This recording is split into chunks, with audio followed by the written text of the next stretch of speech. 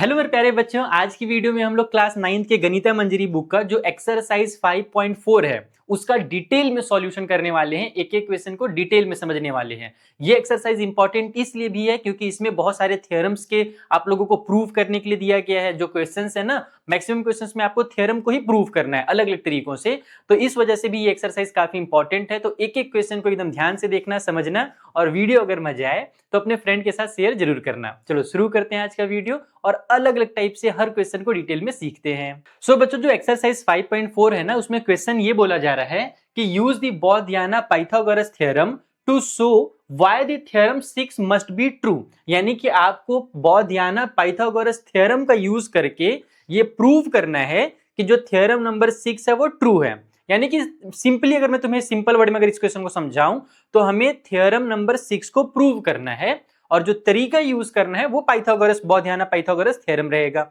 लेकिन पहले समझना पड़ेगा कि आखिर जो हमारा थ्योरम नंबर 6 है वो है क्या, और ये जो डायग्राम यहाँ पर मैंने लिया है ये कौन से क्वेश्चन का डायग्राम है, सारी चीजें बताता हूं। पहले तुम थ्योरम देखो कि आखिर थ्योरम नंबर जो 6 है जिसे हमें प्रूव करना है वो क्या कहता है। तो थ्योरम नंबर 6 में ये कहा गया है कि chord of a circle having the same length और all the same distance from the centre of circle. अब इसका क्या मतलब हुआ? इसका सिंपल सा मतलब तुम इसको ड्रॉ करके आराम से समझ सकते हो बेटा, कि अगर कोई भी एक सर्कल है और सर्कल में तुमने इक्वल कॉर्ड्स बना दिए, जैसे मान लो मैंने एक लाइन ऐसे ड्रॉ कर दिया और इधर से कोई दूसरा लाइन मैंने ड्रॉ कर दिया, इनको ही कॉर्ड कहा जाता है। तुम कितना ड्रॉ कर सकते हो, केवल दो नहीं, तुम इधर से तीसरा चौथा पांचवा जितना ड्रॉ करना चाहो उतना ड्रॉ कर लो। जनरली हम लोग दो ड्रॉ करते हैं ताकि समझ में आए, कॉन्सेप्ट समझ में आए। तो इसमें यह कहा गया है थ्योरम नंबर 6 में कि अगर हमारी कॉर्ड्स आपस में इक्वल हैं, अगर किसी भी सर्कल के कॉर्ड्स आपस में इक्वल होते हैं ना, तो सर्कल के सेंटर से उन कॉर्ड्स की जो डिस्टेंस होती है, जो दूरी होती है, वो भी इक्वल होती है। जैसे एग्जांपल के लिए मान लो इस कॉर्ड का नाम मैं रखता हूं ए बी, ये मैंने ए बी वाला कॉर्ड नाम दे दिया और इस कॉर्ड का नाम सी डी रख देता हूं। तो ये पहले से गिवन है। क्या गिवन है? कि भैया जो ए बी वाला कॉर्ड है वो इक्वल है सी डी वाले कॉर्ड के। और अगर ये गिवन है, अगर ए बी और सी डी गिवन है, तो थ्योरम का ये कहना है, देन थ्योरम का क्या कहना है कि इनके सेंटर से जो डिस्टेंस होंगे वो भी इक्वल होंगे। अब सर्कल के सेंटर से डिस्टेंस जब बनाते हैं ना, तो ऐसे एकदम सीधी लाइन ड्रॉ की जाती है, एकदम परपेंडिकुलर लाइन ड्रॉ की जाती है बच्चों 90 डिग्री के एंगल के साथ, तो उसको ही डिस्टेंस कहा जाता है। और उसी तरीके से नीचे भी मैं डिस्टेंस बना देता हूं। यहां पर जैसे मैं ये ऐसी लाइन ड्रॉ कर रहा हूं तो ये डिस्टेंस कहलाएगा। तो ये जो मैंने ग्रीन कलर का लाइन और ये जो लाइट ग्रीन लाइन बनाया है ना, इन दोनों का जो लेंथ होगा वो भी आपस में इक्वल होगा। यही है थ्योरम नंबर 6। जैसे सेंटर का नाम मान लो ओ रख देता हूं, ये जो सेंटर है इसको ओ नाम दे दिया, इसका नाम मैं एम रख देता हूं और यहां पर इस वाले पॉइंट का नाम मैं एन रख देता हूं। तो अगर ए बी और सी डी इक्वल है तो उस कंडीशन में जो ओ एम होगा वो इक्वल होगा ओ एन के। यही है थ्योरम नंबर 6। आई बात समझ में कि कॉर्ड्स पहले से इक्वल दिए रहते हैं और हमसे यह कहा गया है कि अगर कॉर्ड्स इक्वल दिया हुआ है तो आंख बंद करके तुम वहां पर, आंख बंद करके नहीं, आंख खोल करके तुम क्या लिख सकते हो, उनका जो डिस्टेंस होगा सेंटर से वो भी इक्वल होगा। ठीक है, लेकिन इसी चीज को प्रूव करना है कि आखिर हम कैसे कह सकते हैं कि कॉर्ड्स इक्वल है तो भैया ओ एम और ओ एन इक्वल होगा, ये हम कैसे प्रूव कर सकते हैं। तो इसके लिए कहा गया है कि पाइथागोरस चचा का जो थ्योरम है ये थ्योरम यूज कीजिए। अब यहां पर तुम डायग्राम देखो, ये जो मैंने डायग्राम लिया एक्चुअल में ये क्वेश्चन में नहीं दिया हुआ था, लेकिन कुछ कुछ ऐसा ही डायग्राम हम लोगों को बनाना पड़ेगा। अगर मैं अलग से कोई डायग्राम बनाऊंगा ना तो कुछ ऐसा ही डायग्राम बनाऊंगा जिसमें दो कॉर्ड्स लूंगा मैं और इस तरीके से ट्रायंगल वगैरह ड्रॉ करूंगा। तो क्योंकि ये डायग्राम मुझे अगले क्वेश्चन में भी काम आएगा। यहाँ पर देखो जो अगला क्वेश्चन है ना, क्वेश्चन नंबर 2, इसका ही ये डायग्राम है। ये जो डायग्राम 5.5 मैंने यहाँ पर चिपकाया है, कॉपी पेस्ट मारा है, ये अगले क्वेश्चन का डायग्राम है। तो अगले क्वेश्चन में तुम्हें ज्यादा दिक्कत नहीं होगा। क्यों दिक्कत नहीं होगा? क्योंकि यहाँ पर जो नाम वाम तुम देख रहे हो वही सेम नाम वहां पर रहेगा, तो तुम्हें सारी चीजें समझ में आएंगी। और इसमें अगर मैं अलग नाम रख दूं, वहां पर अलग नाम दिया हुआ ही है पहले से, तो थोड़ा सा कुछ कुछ बच्चों को दिक्कत हो सकता था। तो मैंने सोचा कि मेरा टाइम भी बच जाएगा, मुझे अलग से ड्रॉ भी नहीं करना पड़ेगा और बच्चों को मैं समझा भी दूंगा। तो यही डायग्राम हम लोग यूज कर सकते हैं इस क्वेश्चन को प्रूव करने के लिए। दूसरा डायग्राम ड्रॉ करने की तुम्हें कोई जरूरत नहीं है। ठीक है, तो चलो अब इसमें क्या गिवन है देखना। अगर मैं डायग्राम बनाता ना तो एकदम सिमिलर डायग्राम ही बनाता, ज्यादा से ज्यादा मैं क्या करता, जो कॉर्ड इधर दिख रहा है उसको मैं नीचे की तरफ बना देता और ज्यादा कुछ चेंज नहीं करता। ठीक है, बाकी एकदम ये सब जो लाइन वगैरह तुम्हें दिख रहा है ये सेम बनाना पड़ेगा इस थ्योरम को प्रूव करने के लिए। तो यहां पर सबसे पहले तुम देखो गिवन क्या है।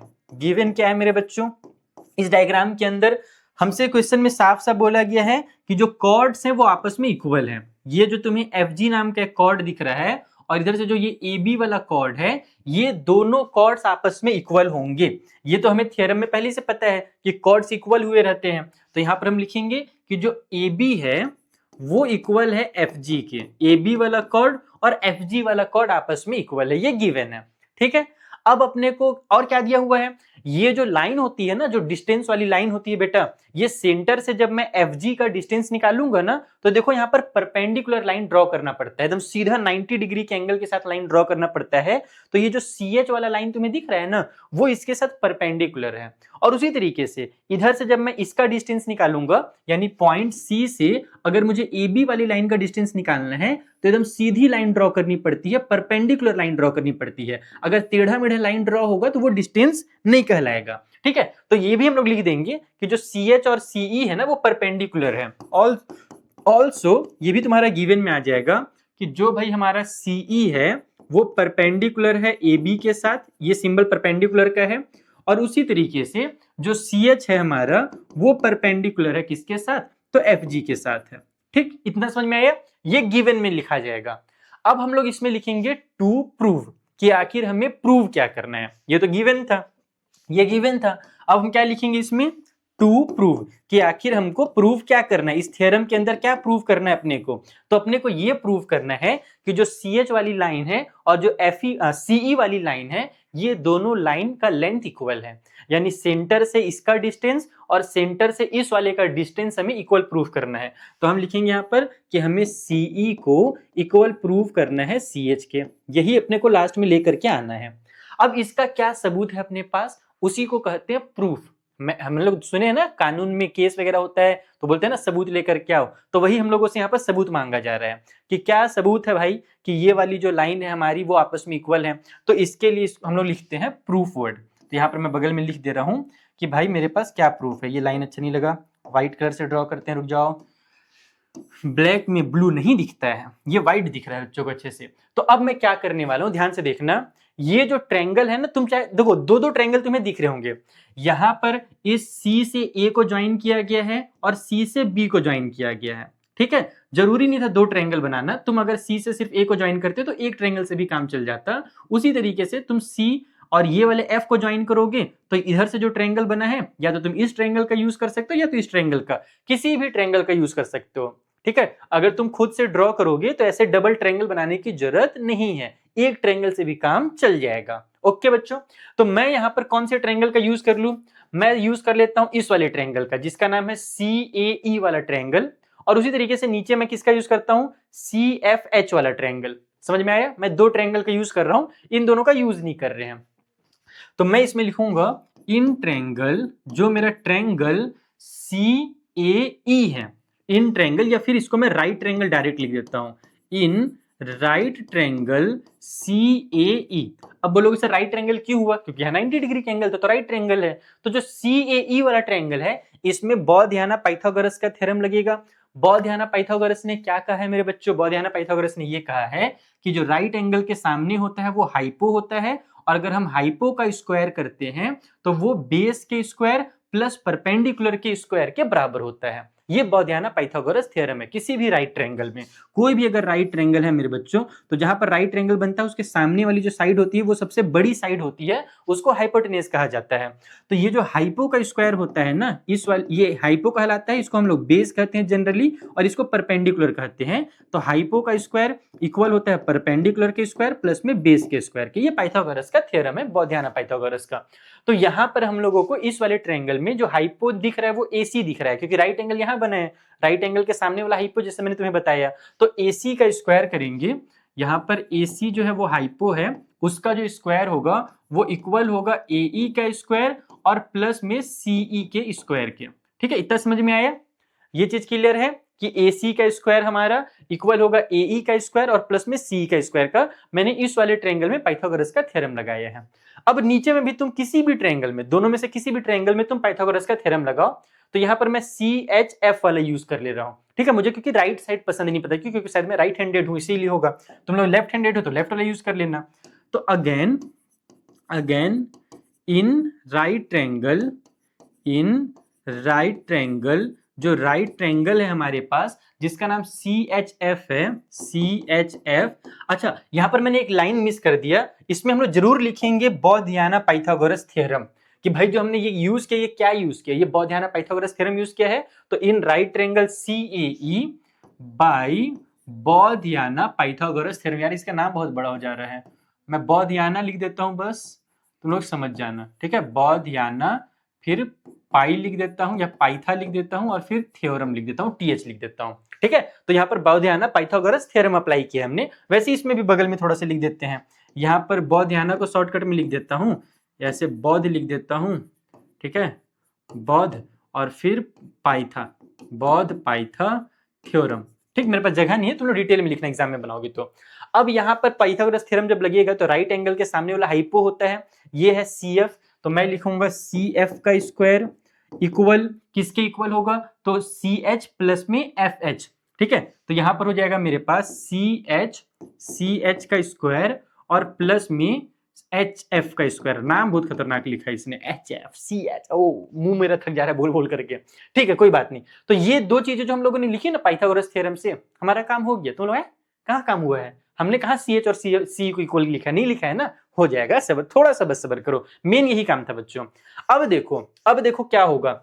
हम लोग एक रूल सीखे हैं, पहले वाले एक्सरसाइज में मैंने एक थ्योरम तुम लोगों को सिखाया था कि सर्कल के सेंटर से अगर परपेंडिकुलर लाइन ड्रॉ की जाए कॉर्ड के ऊपर तो वो कॉर्ड को बाइसेक्ट कर देती है। बाइसेक्ट मतलब आधा आधा कर देती है, यानी कि जो ये CH वाली लाइन है ना, ये CH वाली जो लाइन है वो इस बेचारे FG को बीचों बीच से कट कर रही है। मतलब जो ये FH है, ये F से लेकर H तक का जो लेंथ है वो पूरे FG का आधा है।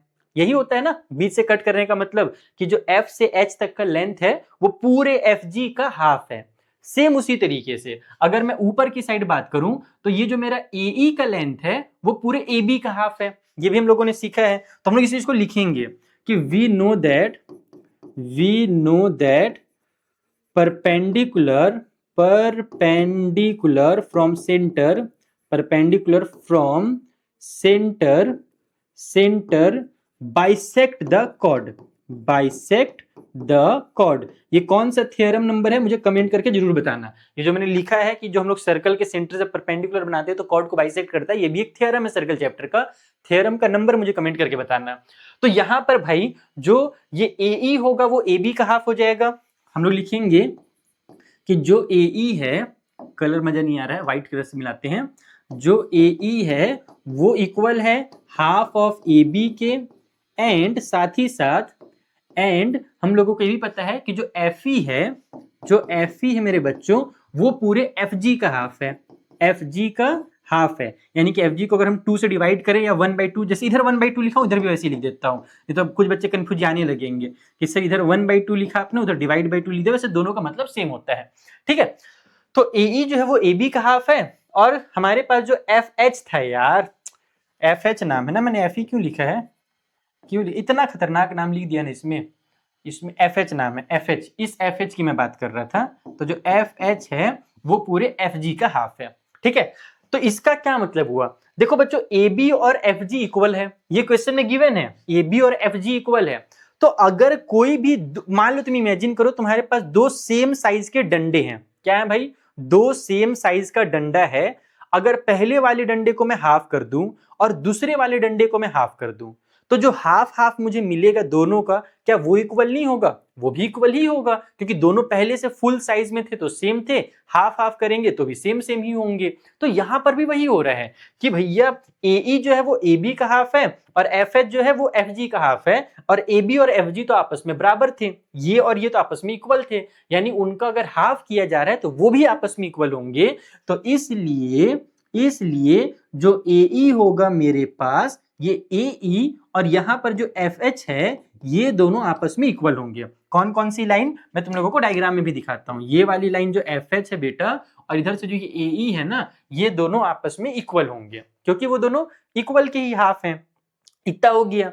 अब उसके बाद क्या करें सर, एक काम ये हो गया, ये हमने इक्वल कर दिया। उसी तरीके से तुम यहां पर इसको भी इक्वल बोल सकते हो। देखो जो CF है ये आखिर है क्या, इस ट्रायंगल का हाइपो है वो तो चलो है, लेकिन सर्कल में ये क्या होगा, तो जो CF है वो सर्कल के अंदर उसका रेडियस है। सेम उसी तरीके से जो ये CA है, ये CA भी क्या है, तो सर्कल का रेडियस है। इसका मतलब ये दोनों तो इक्वल होंगे क्योंकि सर्कल के रेडियस हमेशा बराबर होते हैं चाहे वो कहीं पर भी बने हुए रहे। तो मैं यहां पर ये भी लिख दे रहा हूं कि ऑल्सो जो CF है वो इक्वल हो जाएगा हमारे CA के, और उसका रीजन क्या है, क्योंकि दोनों हमारे रेडियस ऑफ सर्कल है, इसको शॉर्टकट में रेडी कहा जाता है, ठीक है, प्लूरल फॉर्म में। अब ये मैंने जो लिखा आखिर क्यों लिखा, इनको मैंने आपस में इक्वल क्यों किया, तुम ध्यान दो। अब तुम यहां पर अपनी आंखों को खोलो मेरे बच्चों, तुम्हें इसका आंसर समझ में आज खुद ही मिल जाएगा। ये वाला ट्रायंगल मैंने लिया था और मैंने ये वाला ट्रायंगल यूज किया था।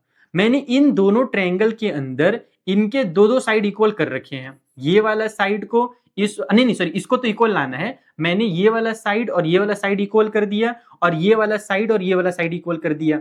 तो जो बेटा ये वाला साइड और ये वाला साइड बचा है ये भी आपस में इक्वल ही होगा। कैसे इक्वल होगा, अब इन दोनों को ध्यान से देखो। ये जो हमने बनाया था ना बौद्धियाना पाइथागोरस का जो यूज करने के लिए बोला गया था, तो बौद्धियाना पाइथागोरस में आ जाओ। इसको नाम देते हैं इक्वेशन नंबर 1, नहीं इक्वेशन, अच्छा इधर कुछ नाम नहीं दिया है ना, हाँ ठीक है, इसको इक्वेशन 1 नाम दे दो और नीचे वाले को इसको इक्वेशन नंबर 2 नाम दे दो। अब तुम देखो इक्वेशन 1 और 2 में क्या क्या सिमिलरिटी है। AC और CF ये दोनों बराबर हैं। AC और अरे यार मैं CF क्यों लिख रहा हूँ, इतना खतरनाक नाम ना कसम से मैंने पिछले किसी भी मैथ्स की बुक में नहीं देखा है। RD शर्मा RS अग्रवाल में पढ़ा लिया हूँ। हर बुक में बच्चों को प्यारा प्यारा नाम दिया रहता था ताकि ब्रेन जो है वो ब्रेनिंग करता रहे, लेकिन इस बुक को नहीं पता क्या तकलीफ है, मेरे से भी तकलीफ लग रहा है। इतना खतरनाक ऐसा नाम देना क्या जरूरी था यार। CH यहाँ पर ABC, अरे बाप रे बाप, इसका नाम अगर CE है तो इसका नाम CF रखना चाहिए था, लेकिन खतरनाक के नाम दे दिया। मतलब बहुत हड़बड़ी में बुक को बनाया गया है, इस वजह से गड़बड़ हो रहा है। यहाँ पर CF इक्वल टू CF थोड़ी है मेरे बच्चों, यहाँ पर जो CA है और वो CF ये दोनों को मैंने इक्वल किया था ना, ये रेडियस और ये रेडियस है, तो CF और CA मुझे लिखना था। नहीं पता मैंने क्यों CF दो बार लिख दिया है, या तो आज मेरा दिमाग काम नहीं कर रहा है या तो इसमें वाकई में खतरनाक तरीके से नाम दे दिया है, कुछ ज्यादा ही खतरनाक तरीके से नाम दे दिया है।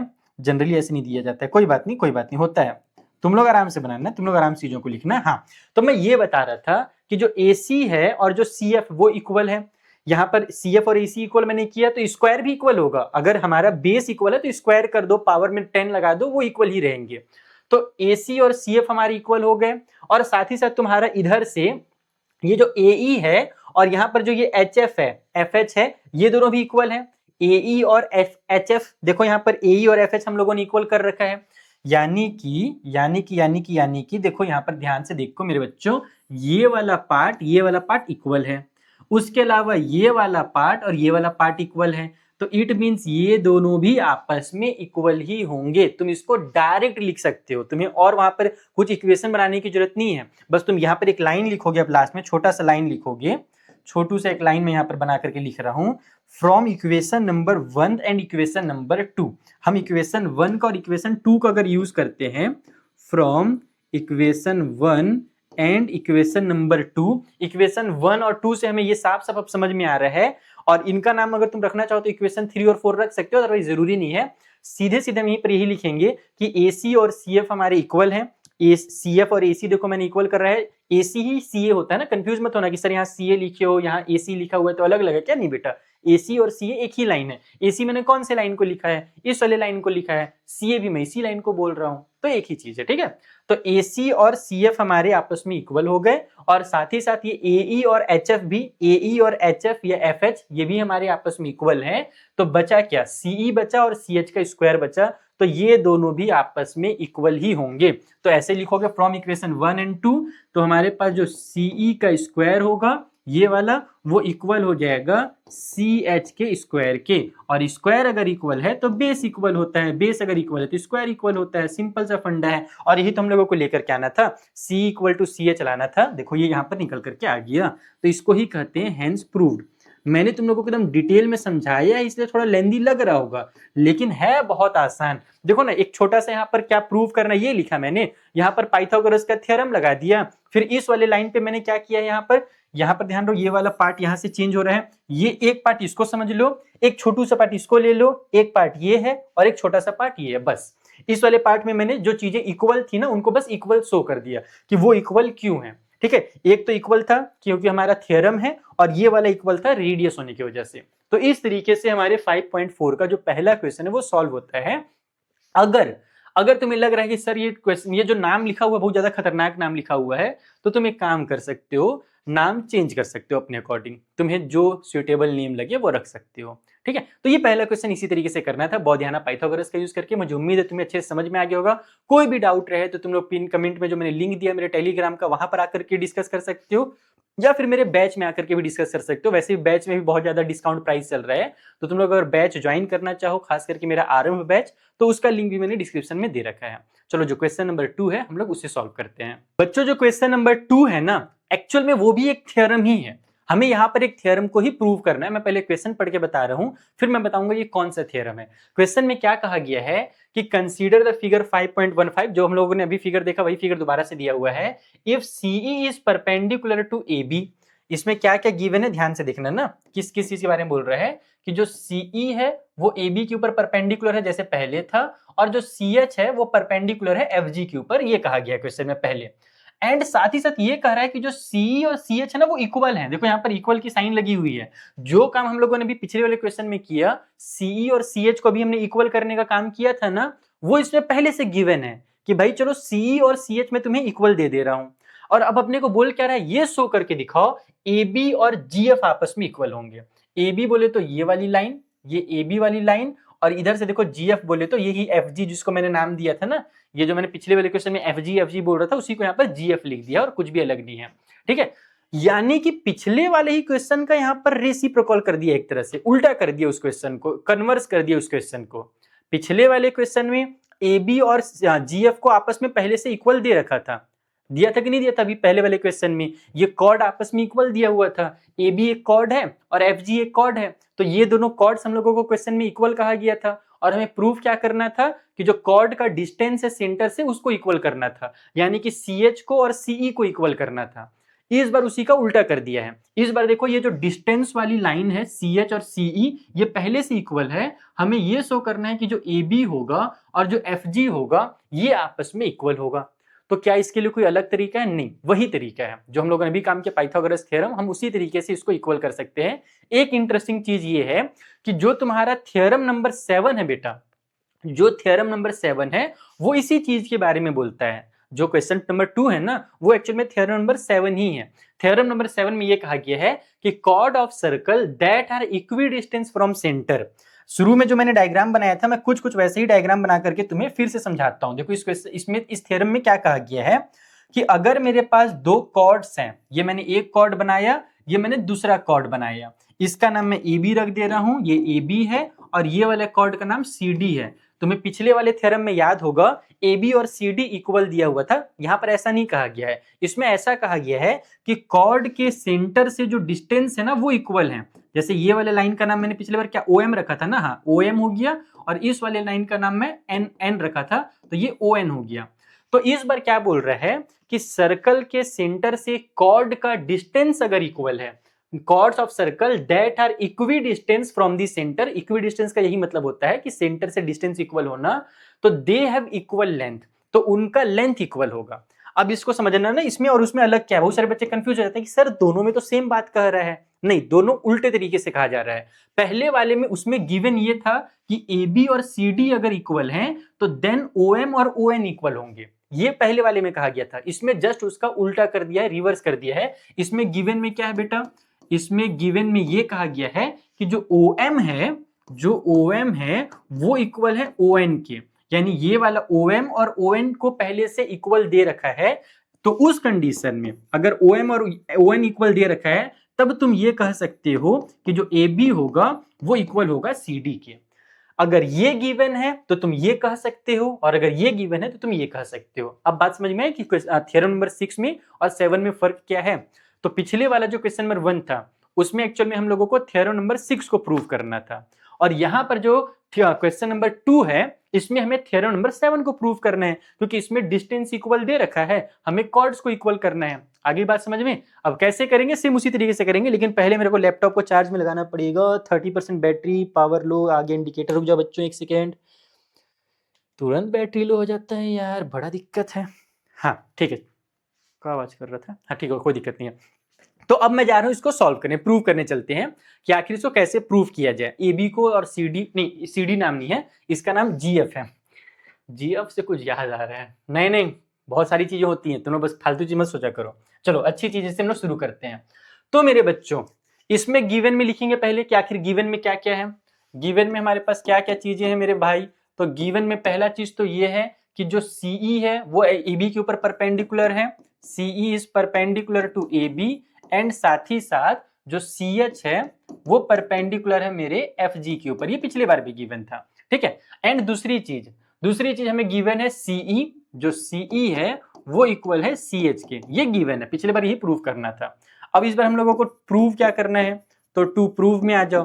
प्रूव हमें ये करना है कि जो एफ जी है, जो एफ जी नहीं ए बी है, ए बी जो है कॉर्ड नंबर 1 ऊपर वाला कॉर्ड, वो इक्वल है नीचे वाले कॉर्ड के। जीएफए लिख देता हूं मैं, है ना। एफजी मैं लिखता हूं, आदत बना लिया है मैंने, नहीं पता क्यों, लेकिन यहाँ पर जीएफ ही लिख देते हैं। क्वेश्चन बेचारे ने जीएफ का है बार बार, तो हम लोग उसका दिल नहीं दुखाते हैं, ठीक है। C H is perpendicular to G H, और यहाँ पर हो जाएगा जीएफ। हाँ जी, तो अपने को प्रूव करना है जीएफ। हाँ, अपने को प्रूव करना है कि जो जीएफ है और ये जो ए बी है, ये दोनों कॉर्ड आपस में इक्वल हैं। अब इसको कैसे प्रूव करेंगे? पाइथागोरस थ्योरम फिर से यूज करेंगे मेरे बच्चों। बहुत ध्यान, पाइथागोरस थ्योरम फिर से लगाओ। यहाँ पर एकदम सेम टू सेम बनेगा, टेंशन मत लो, कंफ्यूज मत होना। फिर से मैं वही ट्रायंगल यूज करता हूं जो पिछले वाले में यूज किया था, उससे तुम्हारा कॉन्सेप्ट और स्ट्रांग होगा। तुम्हें एक ही चीज बार बार देखने को मिलेगा ना, तुम और चीजें को समझ पाओगे अच्छे से। देखो, इन ट्रायंगल AEC, जो हमारा AEC वाला ट्रायंगल है, राइट ट्रायंगल AEC ऊपर वाला, जैसे पिछले बार मैंने किया था सेम वही काम कर रहा हूं। इन राइट ट्रायंगल AEC, जो राइट ट्रायंगल AEC है, इसमें वही बौद्धियाना पाइथागोरस का थ्योरम लगाते हैं, बाय बौद्धियाना पाइथा थ्योरम, ठीक है। तो अगर मैं इसमें पाइथागोरस थ्योरम लगाता हूं तो AC का स्क्वायर इक्वल हो जाएगा AE का स्क्वायर और प्लस में CE के स्क्वायर की, ठीक है। वही चीज हाइपो का स्क्वायर, बेस के स्क्वायर और परपेंडिकुलर के स्क्वायर के सम के बराबर हो जाएगा। अब यहाँ पर मैं पूरा डिटेल नहीं लिखूंगा, मैं डायरेक्ट ऐसे लिखूंगा सिमिलरली, और तुम लोग भी एग्जाम में ऐसे वर्ड यूज कर सकते हो, सिमिलरली इन राइट ट्रायंगल, जो मेरा राइट ट्रायंगल है ये वाला जिसका नाम CHF है, ठीक है। इन राइट ट्रायंगल CHF के अंदर, अब तुमने अगर यहाँ पर सिमिलरली वर्ड यूज कर दिया है तो तुम्हें अब ये डिटेल में बौद्धियाना पाइथागोरस वगैरह लिखने की जरूरत नहीं है, तुम डायरेक्ट लिख सकते हो कि इस वाले ट्रायंगल के अंदर भी मैं यही काम करने वाला हूं। तो मेरा जो CF का स्क्वायर होगा, जो CF है उसका स्क्वायर इक्वल हो जाएगा CH के स्क्वायर, या CH नहीं, पहले इसको लिख देता हूं, बेस को लिख देता हूं, FH का स्क्वायर और प्लस में CH के स्क्वायर के, ठीक है। इतनी बात समझ में आ गई? मैंने इस ट्रायंगल में और इस ट्रायंगल में बौद्धियाना पाइथागोरस थ्योरम लगा दिया। नाम दे देते हैं इक्वेशन नंबर 1 और equation number 2। Same to same copy paste कर रहा हूं मैं पिछले क्वेश्चन का, बस हो सकता है कहीं पर मैंने EC लिखा होगा, उसको CE लिख दिया है और कुछ अलग नहीं कर रहा हूं, बाकी पूरा कॉपी पेस्ट मार रहा हूं पिछले क्वेश्चन का ही। अब हम लोग वही काम करेंगे जो हमने पिछले बार किया था। इसके बाद यहाँ पर मैं हल्का से एक लाइन ड्रॉ कर रहा हूं कि मैं नेक्स्ट पार्ट कर रहा हूं। मैं इसमें से चीजों को इक्वल करूंगा, जैसे पिछले बार जो इक्वल थे, तो इसमें कौन कौन इक्वल है? मेरा AC और CF इक्वल है। AC और CF रेडियस होने की वजह से इक्वल है, इसको लिख लो कि AC इक्वल है CF के। AC किसके इक्वल है? CF के इक्वल है। और क्यों इक्वल है? क्योंकि ये दोनों रेडियस हैं इसलिए इक्वल है। और AC और CF इक्वल है तो AC का स्क्वायर इक्वल होगा CF के स्क्वायर के, है ना। अगर बेस इक्वल है तो स्क्वायर कर दो या पावर में कुछ भी लगा दो, वो भी इक्वल होगा। तो इस तरीके से हमारे पास ये वाला और ये वाला मैंने इक्वल कर दिया। उसी तरीके से मैं यहाँ पर किसको इक्वल कर सकता हूं? CE और CH को इक्वल कर सकता हूं, क्योंकि वो क्वेश्चन में गिवन है। CE is equal to CH। CE जो है ऑल्सो जो CE है वो इक्वल है CH के, और ये मुझे क्वेश्चन में ही गिवन है, मुझे इसको पता करने की जरूरत नहीं है। तो अगर C CH की इक्वल है तो C का स्क्वायर और CH का स्क्वायर भी इक्वल होगा, ठीक है। ओके, अब यहां पर देखो तुम कि हमारे पास AC और CF इक्वल हो गए, CE और CH इक्वल हो गए, तो AE का स्क्वायर और FH का स्क्वायर भी आपस में इक्वल हो जाएगा। तो इसलिए है ना, सो फ्रॉम इक्वेशन 1 एंड 2, जो इक्वेशन नंबर 1 एंड 2 हम लोगों ने बनाया था, उसमें हम लोग ये कह सकते हैं कि अगर ये दोनों इक्वल है और ये दोनों इक्वल है तो ये दोनों भी आपस में इक्वल होंगे, यानी कि जो AE का स्क्वायर होगा वो इक्वल होगा FH के स्क्वायर के।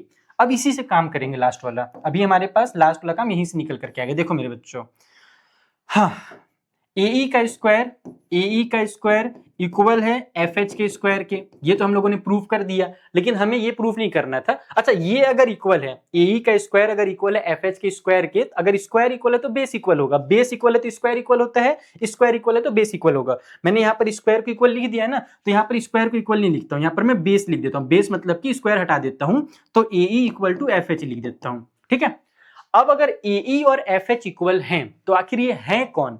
AE आखिर कौन है? जो AE है वो पूरे AB का हाफ है, और उसी तरीके से ये जो FH है वो पूरे GF का हाफ है। और ये मुझे कैसे पता चला? ये मुझे पता चला यहां से, ये सेंटर से परपेंडिकुलर जब लाइन बनती है तो वो कॉर्ड को बाइसेक्ट कर देती है, जैसा पहले हम लोगों ने डिस्कस किया पिछले क्वेश्चन में। तो यहां पर यही चीज होगा कि बट जो हमारे पास AE है वो इक्वल है, किसके इक्वल है? AE इक्वल है हाफ ऑफ AB के, और उसी तरीके से एंड साथ ही साथ जो FH है वो इक्वल है हाफ ऑफ GH के। AE इक्वल है AB के हाफ के और FH इक्वल है GH के हाफ के। और ये क्यों ऐसे हैं ये भी हम लोग बगल में लिखेंगे, इसका रीजन भी लिखना पड़ेगा। इसका रीजन ये है, वही वाला रीजन कि परपेंडिकुलर फ्रॉम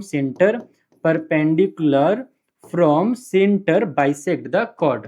अगर हम सेंटर से परपेंडिकुलर बनाते हैं तो वो क्या करता है? बाइसेक्ट कर देता है कॉर्ड को, तो बाइसेक्ट द कॉर्ड हो जाएगा। आई बात समझ में इतना? ठीक है, कि जो AE है वो AB का हाफ है, और जो ये FH है वो FG का यानी कि GF का हाफ है। और हमें ये पता है कि AE और FH आपस में इक्वल है। अगर ये दोनों आपस में इक्वल है, बेटा देखो यहाँ पे लिखा है मैंने AE और FH को इक्वल लिखा है, तो अगर लेफ्ट वाला पार्ट इक्वल होता है ना तो राइट वाला पार्ट भी आपस में इक्वल होता है, यानी हाफ AB और हाफ GH इक्वल होगा। और हाफ AB और हाफ GH क्यों लिखा है यार मैंने? इतना घटिया नाम लिखा हुआ है ना, मेरे को गुस्सा आ रहा है इस बुक वाले के ऊपर, जिसने बुक बनाया गधा कहीं का। यहाँ पर GF लिखना है, GF। ठीक है, जो FH है वो GF का हाफ है, FH जो है वो पूरे GF का हाफ है।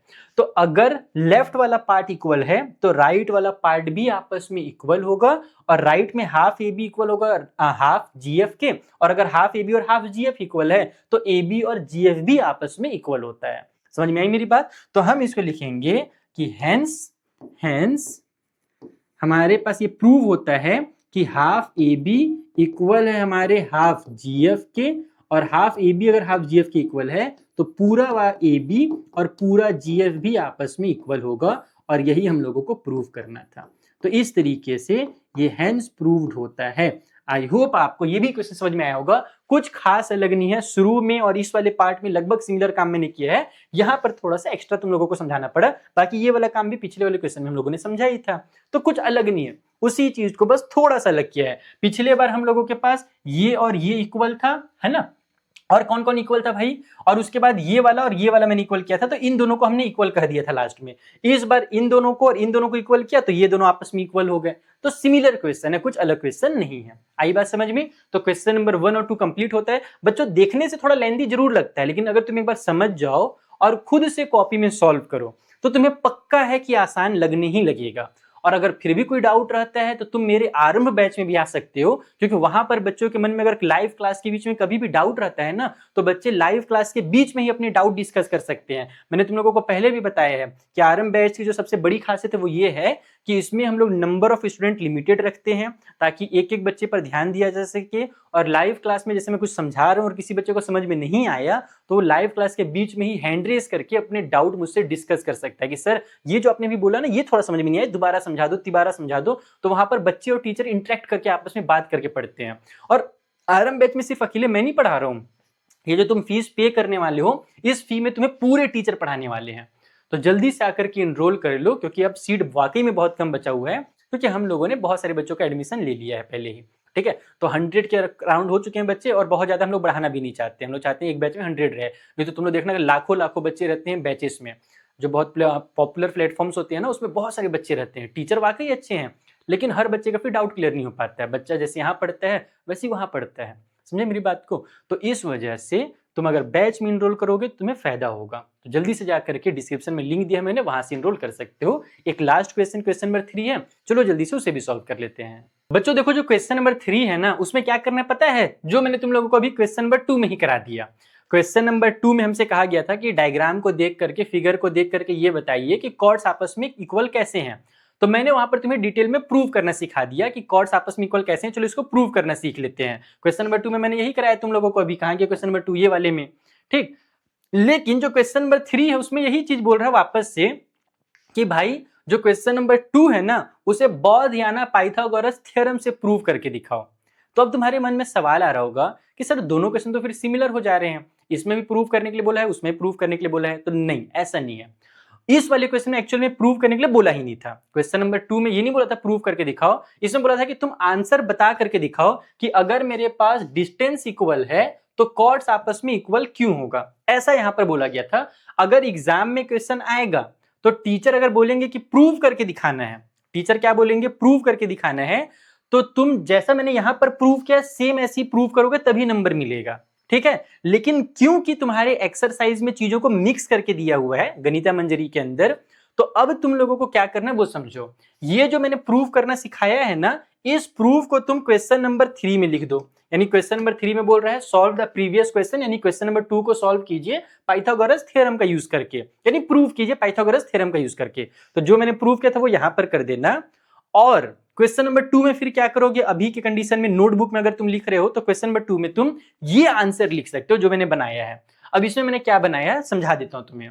देखो, हमसे कहा गया है सीई और सीएच हमारे परपेंडिकुलर डिस्टेंस है कॉर्ड एबी और जीएफ का, है ना। जो हमारा सीई और सीएच था इस वाले क्वेश्चन के अंदर वो आखिर था क्या, तो सीई जो है वो एबी से डिस्टेंस है, एबी जो मेरा कॉर्ड है उसका सेंटर से डिस्टेंस सीई है, और जो CH है वो GF का डिस्टेंस है सर्कल के सेंटर से।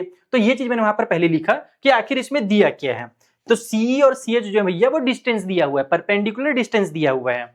एंड उसके बाद ये लाइन सबसे जरूरी है कि हमने अभी अभी प्रूव किया, हमने क्वेश्चन नंबर 1 में क्या प्रूव करना सीखा था कि अगर इक्वल कॉर्ड्स हैं, अगर कॉर्ड्स का लेंथ इक्वल होता है तो वो इक्वी डिस्टेंस यानी उनका डिस्टेंस सेंटर से इक्वल होता है। यही हम लोगों ने प्रूव किया था क्वेश्चन नंबर 1 में कि कॉर्ड्स का लेंथ अगर इक्वल है तो सर्कल के सेंटर से जो डिस्टेंस होगा वो इक्वल होगा, और यहां पर सर्कल के सेंटर से जो डिस्टेंस है वो इक्वल दिया हुआ है। तो ये तो लॉजिक वाली बात हो गई कि यार हमने प्रूव करके देख लिया कि अगर कॉर्ड आपस में इक्वल हैं तो सर्कल के सेंटर से जो डिस्टेंस होगा वो भी आपस में इक्वल होगा। और सेकेंड नंबर वाले क्वेश्चन में बोल रहा है कि सर्कल के सेंटर से जो डिस्टेंस है ना वो आपस में इक्वल है। तो जब सेंटर से डिस्टेंस आपस में इक्वल है तो कॉर्ड्स तो इक्वल ही होंगे, तभी तो सेंटर से डिस्टेंस इक्वल हो सकता है, नहीं तो इक्वल होगा ही नहीं। अभी हमने थ्योरम नंबर 1 में यही चीज सीखा है कि कॉर्ड्स जब इक्वल होते हैं तभी सेंटर से डिस्टेंस इक्वल होता है। और क्वेश्चन नंबर 2 में सेंटर से डिस्टेंस इक्वल दे रखा है, तो यहां पर हम उसी चीज को लिखेंगे कि in question number 2 it is mention that it distance from the centre are equal. जो डिस्टेंस है वो इक्वल है, और अगर डिस्टेंस इक्वल है तो length of chords are also equal, तो लेंथ ऑफ जो कॉर्ड्स होंगे वो भी इक्वल होंगे। ये आंसर तुम लोग नोटबुक में अभी के लिए क्वेश्चन नंबर 2 का आंसर लिख सकते हो। लेकिन मैं फिर से एक्सप्लेन कर देता हूं, रिपीट कर देता हूं इस बात को कि अगर एग्जाम में आया कोई भी थ्योरम प्रूव करने के लिए, क्वेश्चन नंबर 6 वाला, क्वेश्चन नंबर 1 वाला थ्योरम यानी थ्योरम नंबर 6, या क्वेश्चन नंबर 2 वाला थ्योरम यानी कि थ्योरम नंबर 7, तो दोनों में से कोई भी थ्योरम अगर प्रूव करने के लिए आया तो जो मैंने तुम्हें यहां पर सिखाया है तुम इसी का यूज करोगे। ये पाइथागोरस थ्योरम जो मैंने यहाँ क्वेश्चन नंबर 2 में सिखाया और क्वेश्चन नंबर 1 में सिखाया, इन दोनों का ही यूज करना है, ठीक है। तो आज की क्लास में फिलहाल इतना ही, क्योंकि 3 ही क्वेश्चंस थे। मुझे उम्मीद है तुम्हें चीजें समझ में आई होंगी। ये जो मैंने तुम्हें पढ़ाया इसका पीडीएफ अगर तुम्हें चाहिए तो तुम मेरा टेलीग्राम ज्वाइन कर सकते हो। टेलीग्राम पे मैं तुम लोगों को पीडीएफ शेयर कर दूंगा, और साथ ही साथ तुम मुझे व्हाट्सएप पे या इंस्टाग्राम पे भी फॉलो कर सकते हो। तो मिलते हैं मेरे बच्चों फिर नेक्स्ट वीडियो में, तब तक के लिए टेक केयर, बाय बाय। अगर आज का वीडियो मजा आया हो तो प्लीज अपने फ्रेंड के साथ शेयर करना। कुछ डाउट रह गया होगा तो टेलीग्राम पे आकर के भी डिस्कस कर सकते हो, या फिर तुम बच्चे मुझे मेरे बैच में भी आकर के इनरोल कर सकते हो। बहुत सारे बच्चों ने कर लिया है, कुछ सीट है लिमिटेड, आकर के फटाफट इनरोल कर लो। मिलते हैं बच्चों नेक्स्ट वीडियो में, तब तक के लिए बाय बाय, टेक केयर।